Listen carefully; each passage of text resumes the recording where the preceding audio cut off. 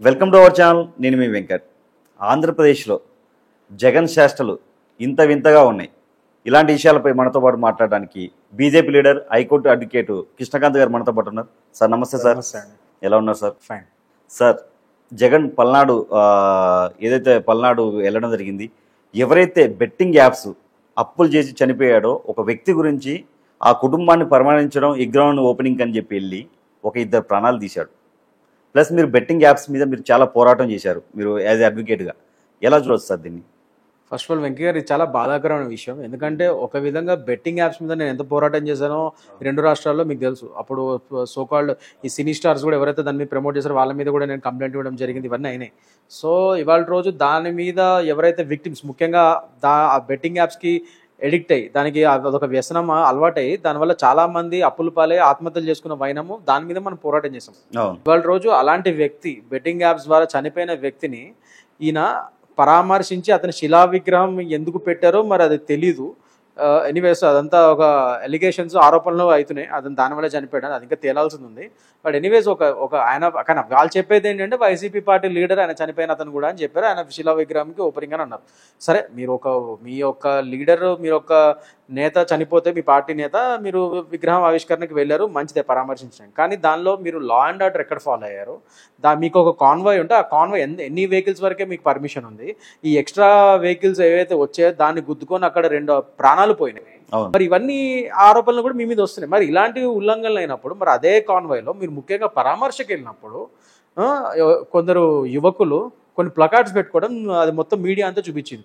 అందులో అది అల్లు అర్జున్ గారిది పుష్ప 2 సినిమాలో డైలాగులు రపారవ, మేము గనక మళ్ళీ మేము అధికారంలోకి వస్తే మీ పని గంగమ్మ జాతరలో రపారప అంటే నరుకుతామని. ఒక విధంగా మేము గనక మళ్ళీ 2029లో మేము అధికారంలోకి వస్తే మిమ్మల్ని అందరినీ హతమారుస్తాం అన్న విధంగా డైరెక్ట్ వార్నింగ్ ఇస్తుంది, భయపెడుతున్నారు. మళ్ళీ ఆ విషయాన్ని సోకాల్డ్ జగన్మోహన్ రెడ్డి గారిని అడిగితే అది సినిమా డైలాగులు పెట్టుకోవడం కూడా తప్పేనా అని చెప్పి ఆయన రివర్స్లో అడుగుతున్నారు. అంటే ఇక్కడ రాజ్యాంగం అనేది ఒక రాజారెడ్డి గారి రాజ్యాంగం మీరు నడిపించారని చెప్పి క్లియర్గా అందులో ఆ ప్లకార్డ్ లో వన్ ఆఫ్ ది అది కూడా ఉంది, రాజారెడ్డి గారి రాజ్యాంగం తీసుకొస్తాను కూడా ఉంది క్లియర్గా. అంటే ఇక్కడ మీ పార్టీ వాళ్ళే రాజారెడ్డి రాజ్యాంగం తీసుకొస్తాను డైరెక్ట్ గా ఒక వార్నింగ్, ఒక థ్రెటనింగ్ లాగా ఒక సీరియస్ వార్నింగ్ ఇస్తుంటే, అంటే జనాలను భయభ్రాంతులు చేస్తూ ఉంటే మేము వస్తే మేము ఒక్కొక్కరు పని చెప్తా అని అపోజిషన్ లీడర్స్ని, జనాల్ని అందరిని భయపెడతా ఉంటారు మీరు ఈ విధంగా. మీరు ఇంకా పైనుంచి ఇక్కడ కూర్చొని మళ్ళీ సినిమా డైలాగులు అని చెప్పడం ఎంత హాస్యాస్పదంగా ఉంది, బాధాకరంగా ఉంది. ముఖ్యంగా బీయింగ్ ఎన్ ఎక్స్ సీఎం, ఇదివరకు మాజీ ఒక ముఖ్యమంత్రి హోదాలో ఉన్న మీరు ఇవాళ రోజు తప్పే ఉంది ఇదేంటి అని చెప్పి రాజ్యాంగాన్ని కూనీ చేసే విధంగా మీ యొక్క కార్యకర్తలు ప్రవర్తిస్తున్నప్పుడు మీరు దాన్ని వారించి వాళ్ళని, లేదండి ఏదో తప్పైంది, లేదో ఏదో తెలియకుండా అయింది, నెక్స్ట్ టైం అలాంటి జరగకుండా చూసుకోవాలని చెప్పి మీరు మాట్లాడాల్సింది పోయి, హుందాగా అలా చెప్పాల్సింది పోయి, తప్పేముందని అడుగుతుంటేనే మీ యొక్క పార్టీ యొక్క ఐడియాలజీ, అంటే బేసికల్లీ మీ పార్టీ యొక్క సిద్ధాంతం అసలు అనేది ఏదైతే ఉందో అది క్లియర్గా ఇవాళ రోజు మళ్ళీ తేటతెల్లం అవుతుంది జనాలకు. ఏదైతే జగన్ కాన్వాయ్ గుద్దుకొని ఒక వ్యక్తి చనిపోవడం జరిగింది, అయినా కానీ అతన్ని పట్టించుకోకుండా వెళ్ళిపోవడం జరిగింది. నిజంగా జగన్ ఏదైనా ఒక పరామర్శ యాత్ర కానీ ఏదైనా వస్తున్నాడంటే మనుషులు చనిపోవడమేనా? నేను అదే చాలా బాధాకరము. ఒక విధంగా అదే ఒక విధంగా వేరే విధంగా మీరు చెప్పింది ఇప్పుడు మనం వింటే అసలు ఎలా ఉందంటే, అది ఎవరైతే అసలు పలానా వ్యక్తి చనిపోయాడనే మీరు దాని యొక్క పరామర్శకు వచ్చి మళ్ళీ మీ పరామర్శ యాత్రలో ఇంకో వ్యక్తులు చనిపోతున్నారు. మళ్ళీ రేపు వీళ్ళని పరామర్శించకెళ్ళి మరి ఇంకోళ్ళు ఎవరు చనిపోతారు. అసలు ఏంటిది? అసలు వినటానికి ఒక విధంగా నవ్వు కూడా వస్తుంది, ఇంకో పక్కన బాధ కూడా వస్తుంది. ఇంకొకటి, ఇందులో ఎవరైతే మాజీ మంత్రి అంబటి రాంబాబు, సమరాల రాంబాబు అంటారు అందరూ ఆయన్ని, ఆయన పోలీసుల మీద మామూలు హంగామా చేయలేదు. పోలీసుల మీద సీరియస్ అయ్యి పోలీసులను నెట్టేయడం, బారికేట్లు లేపి కింద ఇసిరేయడం. అంటే గత ప్రభుత్వంలో వాళ్ళు ఉన్నప్పుడు ఏదో పిచ్చి మందు బూమ్ బీర్లని అలాంటి మందు ఉండే, మరి ఆ మంది ఏమన్నా తాగేసి వచ్చి ఉండొచ్చు. ఆ రోజు రచ్చ చేశాడు. అది మరి ఆయనకే తెలియాలి. అంబటి రాంబాబు గారు, పోలీసులు అంటే అసలు రెస్పెక్ట్ లేదు. ఎగ్జాక్ట్లీ. ముఖ్యంగా వాళ్ళ పార్టీ వాళ్ళ నాయకులు మీరు చూసుకుంటే ఇదివరకు చేబ్రోలు కిరణ్ అరెస్ట్ అప్పుడు కూడా ఆ సోకోల్డ్ వాళ్ళ పార్టీ లీడర్ ఒక ఆయన ఆ పోలీస్ మీదకి ఇట్లానే గోరంట్ల మాధవ్ గారు పోలీస్ మీదకి ఇట్లానే అఘాయిత్యానికి ఒరిగట్టారు ఆయన. So at the same time ఇలానే ఇప్పుడు మళ్ళీ అంబటి రాంబాబు గారు, అంటే వీళ్ళు అధికారంలో లేనప్పుడే వీళ్ళు ఇలా బిహేవ్ చేస్తున్నారంటే జస్ట్ ఇమాజిన్, వీళ్ళు నిజంగా మొన్నటివరకు అధికారంలో ఉన్నప్పుడు ఇంకా ఎన్ని అఘాయిత్యాలు చేసి ఉంటారని మీరు ఆలోచించుకోండి. అసలు నేను చెప్పేది అదే. ఇవాళ రోజు వీళ్ళు మొత్తం వీళ్ళు ఆయన వాళ్ళ కార్యకర్త కూడా ప్లకార్డ్ పెట్టాడు చూడండి, రాజారెడ్డి రాజ్యాంగం వస్తుంది అని. అంటే క్లియర్గా వాళ్ళు చెప్తున్నారు, ఇదివరకు మేము నడిపించింది రాజారెడ్డి రాజ్యాంగమే, ఈసారి మళ్ళీ వచ్చినా మళ్ళీ మీకు రాజారెడ్డి రాజ్యాంగం అంటే చూపిస్తాం అన్నట్టు చెప్తున్నారు. వాళ్ళు డైరెక్ట్ భయపెడుతున్నారు జనాల్ని. అందుకే వాళ్ళ రోజు రవితేజ అనే కుర్రోడిని ఎవడైతే ప్లకార్డ్ పెట్టుకున్నాడో అతని మీద సెక్షన్ 505, 506, ఈ 153A అన్ని పెడతాం జరిగిన సెక్షన్లు. దాని ప్రకారంగా అతనికి శిక్షలు కూడా పడతాయి రేపు నిర్ధారణ అయితే. కానీ నేనేమంటున్నానంటే ఈ వైసీపీ కార్యకర్తలకి మీ నాయకుల్ని చూసి మీరు ఇలాంటి పిచ్చి పనులు చేయడం వల్ల మిమ్మల్ని మీరు శిక్షించుకుంటూ జైల్లోకి వెళ్ళి కూర్చోవడం వల్ల మీ నాయకులు వచ్చి మిమ్మల్ని కాపాడరు. ఎందుకంటే వాళ్ళు బాగానే ఉన్నారు బయట, కానీ మీరు లోపలికి వెళ్తున్నారు. అనవసరంగా మీ నాయకుల మీద పిచ్చి ప్రేమతో ఇలాంటివన్నీ చేయకండి, చట్టాలను ఉల్లంఘించే పనులు చేయకండి అని చెప్పి నేను వాళ్ళని కోరుతున్నాను. నాయకులు కరెక్ట్ లేరు, అందుకే కార్యకర్తలు ఎలా ఉంటారు, వీళ్ళు కరెక్ట్ ఉంటే వాళ్ళు కరెక్ట్ ఉంటారు. నేను అదే చెప్తున్నాను, మీరు అనేది 100% కరెక్టే. At the same time so called Ambati Rambabu గారి మీద కానీ వీళ్ళందరి మీద కానీ ఈ కేసులు పడాలి. ఎందుకంటే మొన్న గోరంట్ల మాధవ్ గారి మీద ఎట్లయితే అరెస్ట్ చేశారో, ఎఫ్ఐఆర్ నమోదు చేసి ఆయన రిమాండ్లకు తీసుకున్నారు, అదే విధంగా అంబటి రాంబాబు గారి మీద కూడా ఇదే విధంగా శిక్షలు పడాలి. అది అరెస్ట్ చేసి ఎఫ్ఐఆర్ నమోదై అరెస్ట్ చేయాలి. ఎందుకంటే ఆయన అలా పోలీస్ వారి మీద అఘాయిత్యం చేయడం అనేది obstructing the duties of a civil public servant, అది క్లియర్గా అది ఉల్లంఘన. అది సో ఆ సెక్షన్ ప్రకారం ఖచ్చితంగా ఆయన మీద శిక్ష పడే అవకాశం ఉంటుంది, ఆయన మీద కంప్లైంట్ ఫైల్ చేస్తే. సో ఖచ్చితంగా పోలీస్ వారు ఆ పని చేయాలనేది నేను నాలాంటి వాళ్ళు కూడా కోరుతున్నారు. ఇంకా కొంతమంది అనుకుంటారు ఇంకా ఇప్పటికి వైసీపీ ప్రభుత్వమే అధికారం ఉందనుకుంటారు, వీళ్ళు ఇంతగానో రెచ్చిపోతారు ఏంటని చెప్పి. మొన్న ఏదైతే శివరెడ్డి భాస్కర్ రెడ్డిని అరెస్ట్ చేయడం జరిగింది, ఇది కక్షపూరిత అరెస్ట్ అంటారు. అతను ఏ తప్పు చేయలేదా లిక్కర్ స్కామ్ లో? అంటే ఇప్పుడు మీరు తప్పులు చేయొచ్చు, కానీ వాళ్ళు రాజ్యాంగబద్ధంగా మనం ఒక ఇన్వెస్టిగేషన్ చేసి వాళ్ళని రిమాండ్లోకి తీసుకుంటే మాత్రం అది మాత్రం చట్టబద్ధమైన అరెస్ట్ కాదు. అంటే మీరేమో తప్పులు చేయొచ్చు కానీ శిక్షలు పడకూడదు దానికి. కానీ మీరు నిజంగానే ఇవాళ రోజు జనాలు గమనిస్తున్నారు, మీరు కేవలం అపోజిషన్లో నన్ను అడిగితే వాళ్ళ అపోజిషన్ స్టేటస్ కూడా లేదు, అపోజిషన్ కూడా కాదు వాళ్ళు ఇప్పుడు, అది వేరే విషయం అనుకోండి. కేవలం 151 సీట్ల నుంచి 11కి కుదించబడ్డారు వాళ్ళు, అలా అపోజిషన్ స్టేటస్ కూడా లేదు. అలాంటి వాళ్ళు అపోజిషన్ స్టేటస్ లేని కూడా ఒక పార్టీ ఉంది మీది, అలాంటి మీ పార్టీ ఇప్పుడు కూడా ఇంత రౌడీ రాజకీయాలు, రౌడీ అఘాయిత్యాలు చేస్తున్నప్పుడు జస్ట్ ఇమాజిన్ వీళ్ళు నిజంగా మొన్నటి వరకు పవర్లు ఉన్నప్పుడు ఇంకెన్ని అఘాయిత్యాలు చేశారన్నది ఇక్కడే తెలుస్తుంది మనకి. సో ఈ లెక్కన మీరు పాపాలు చేయొచ్చు, తప్పులు చేయొచ్చు, ఇవాళ రోజు దాని పరంగా ఆ కేసులు బయటకు వచ్చి మిమ్మల్ని అరెస్ట్ చేస్తే మాత్రం అది తప్పుడు అరెస్టులు అవి. అసలు నిజంగా ఇవాళ రోజు రఘురామరాజు గారిని మీరు తప్పుడు చేసిన అరెస్ట్ తప్పుడు, ఇంకా మిగతా చంద్రబాబు నాయుడు గారిని ఇప్పుడున్న సీఎం, అప్పుడు ఎక్స్ సీఎం చంద్రబాబు నాయుడు గారిని, అప్పుడు అపోజిషన్ లీడర్ ఆయనను అన్యాయంగా అరెస్ట్ చేసి ఎన్నో బాధలు పెట్టారు మీరు. రఘురామరాజు గారిని 3rd డిగ్రీ ఇచ్చారు, మరి అవి అరెస్టులు కాదా? అవి నిజంగా అక్రమ అరెస్టులు కాదు, అసలు చాలా దారుణం అది. అవన్నీ అక్రమ అరెస్టులు కాదా? మరి ఆ 3rd డిగ్రీ చేయడం అది చట్టబద్ధమా? అది రాజ్యాంగమా? మరి ఇవాళ రోజు రాజ్యాంగబద్ధంగా మీరు చేసిన తప్పులకి మీరు దాని ప్రకారంగా మీ మీద వచ్చే కంప్లైంట్స్ బట్టి మేము ఇన్వెస్టిగేషన్ చేసి మా పోలీసు వారు అరెస్ట్ చేస్తుంటే మీ మీద 3rd డిగ్రీ ఏమైనా ఇచ్చారా? ఏమైనా చేశారా? మన పోసాని గారిని వీళ్ళందరినీ కూడా అరెస్ట్ చేసినప్పుడు ఏమన్నా వాళ్ళకి ఆరోగ్యం పరంగా టెస్టులు కూడా చేశారు క్లియర్గా తీసుకెళ్ళి. ఏదైతే అమరావతి రాజధాని డెవలప్ అవుతుందో దాని మీద ఏషియల్, ఇది అమరావతి దేవతల అమరావతి కాదు, వేషల రాజధాని అమరావతి అని చెప్పి మాట్లాడిపిస్తాడు. ఎలా దుష్ప్రచారం చేయాలో అలా చేస్తున్నాడు జగన్. అదేనండి, ఇప్పుడు దాని ప్రకారంగా కూడా మొన్న కూడా నేను ఒక వేరే ఛానల్ డిబేట్లో ఇదే చెప్పడం జరిగింది. వాళ్ళ రోజు వాళ్ళు అందుకనే ఫలానా సోకాల్డ్ జర్నలిస్టులు వాళ్ళు ఒక విధంగా అసలు ఎంత సీనియర్ జర్నలిస్ట్ ఏమంటే ఇలా మాట్లాడటం చాలా బాధాకరం. సో దాని గురించి ఆయనని అరెస్ట్ చేయడం జరిగింది, రిమాండ్లో పెట్టడం జరిగింది, మళ్ళీ ఆయనకు బెయిల్ వచ్చి బయట రావడం జరిగింది, అది వేరే విషయం. కాకపోతే మేము ఏం చెప్తున్నామంటే రాజ్యాంగబద్ధంగా మేము వ్యవహరిస్తాము, మా కూటమి గవర్నమెంట్. మీరు తప్పులు చేస్తే ఖచ్చితంగా మేము దాని ప్రకారంగా మీ మీద ఎఫ్ఐఆర్ నమోదు చేసి చట్టపరంగానే మిమ్మల్ని అరెస్ట్ చేస్తాం. కానీ మీరు అలాంటి పనులు చేయొద్దు. మీరు ఎందుకు చేస్తున్నారు? ఎందుకంటే ఇవాళ రోజు అమరావతిని మా సెంట్రల్ గవర్నమెంట్ బీజేపీ కూడా ఎన్నో ఫండ్స్ ఇచ్చి ఇవాళ రోజు ఒక వరల్డ్ గ్లోబల్ మ్యాప్లో అమరావతిని పెడదాము, ఆంధ్రప్రదేశ్కి అసలు ఒక గత 5 ఏళ్ళుగా 10 ఏళ్ళుగా ఒక క్యాపిటల్ లేకుండా అయిపోయింది, సరైన క్యాపిటల్.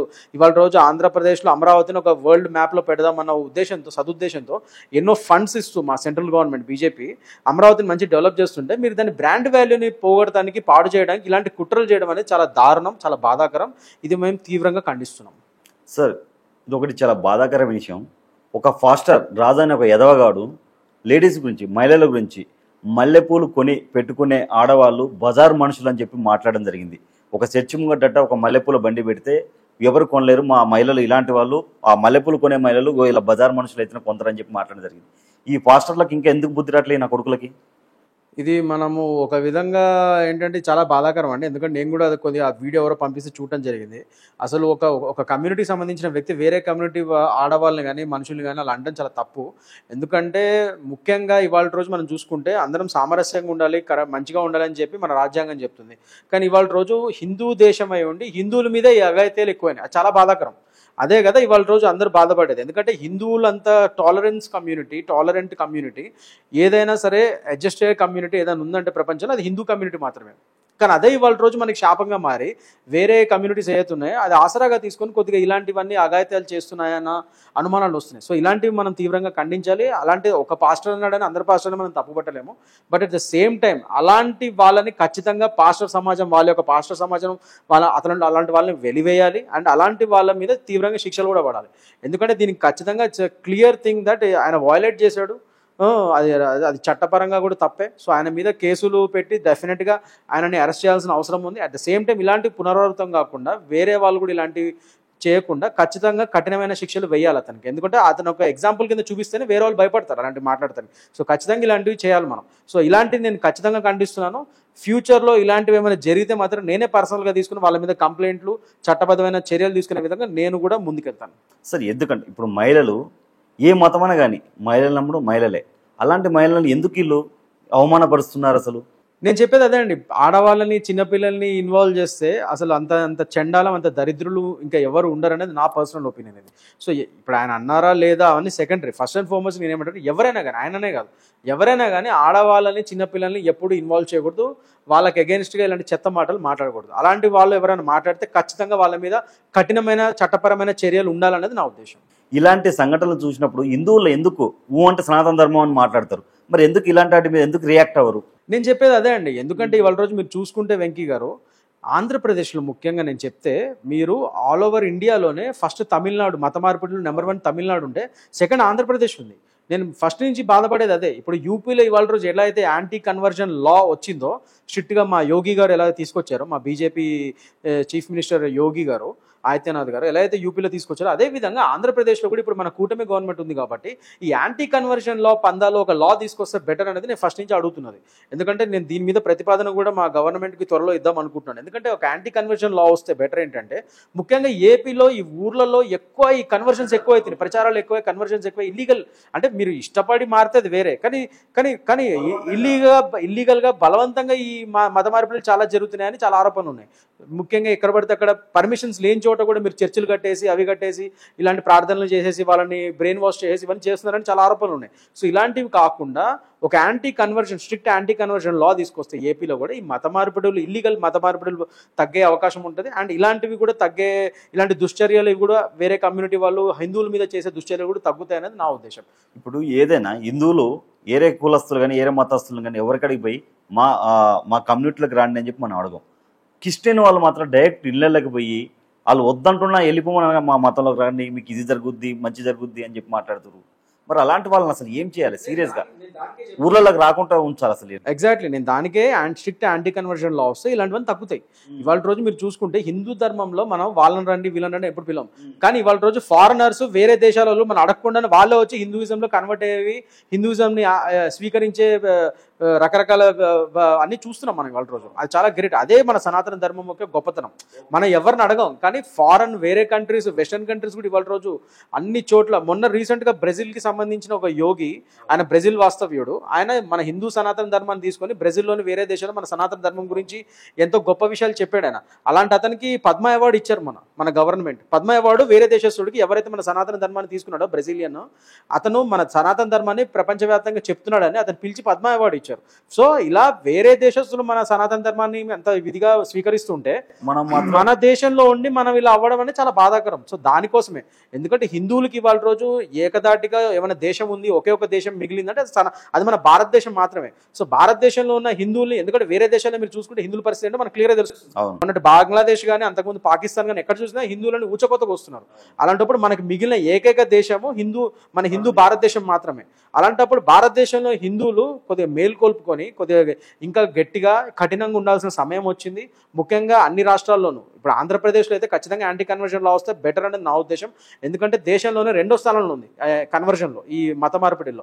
అలాంటప్పుడు ఆంధ్రప్రదేశ్లో ఖచ్చితంగా యాంటీ కన్వర్షన్ లా వస్తే ఇలాంటి మీరు చెప్పినట్టు ఇలాంటి మత మార్పిడులు అవన్నీ బలవంతం మత మార్పిడులు తగ్గుతాయి. అండ్ మన హిందూ కమ్యూనిటీస్ మీద ఇలాంటి పిచ్చి పిచ్చి వ్యాఖ్యలు చేసే వాళ్ళ మీద కూడా స్ట్రిక్ట్ యాక్షన్ తీసుకునే ఆస్కారం ఎక్కువ ఉంటుంది. సార్ మీరు కూడా కొంచెం, ఎందుకంటే మీరు అడ్వకేట్ ఉన్నారు కాబట్టి, ఇలాంటి చూసినప్పుడు ఇలాంటి వాళ్ళ మీద కొంచెం మీరు సెక్షన్స్ కింద కేసులు బుక్ చేయండి సార్ సీరియస్గా. తప్పకుండా అండి, నేను అదే చూస్తున్నాను. అంటే ఆల్రెడీ ఇప్పుడు ఆయన మీద వేరే సెక్షన్స్ అవి పెడతాం జరిగింది, కానీ ఫ్యూచర్లో నేను మాత్రం ఇలాంటివి ఏమైనా నా దృష్టిలోకి వస్తే మాత్రం ఖచ్చితంగా ఇంక నుంచి నేను లీగల్గా ప్రొసీడ్ అవుతాను. వాళ్ళ మీద కఠినమైన న్యాయపరమైన చట్టపరమైన శిక్షలు పడే విధంగా నేను చూస్తాను. Thank you so much sir. Thank you.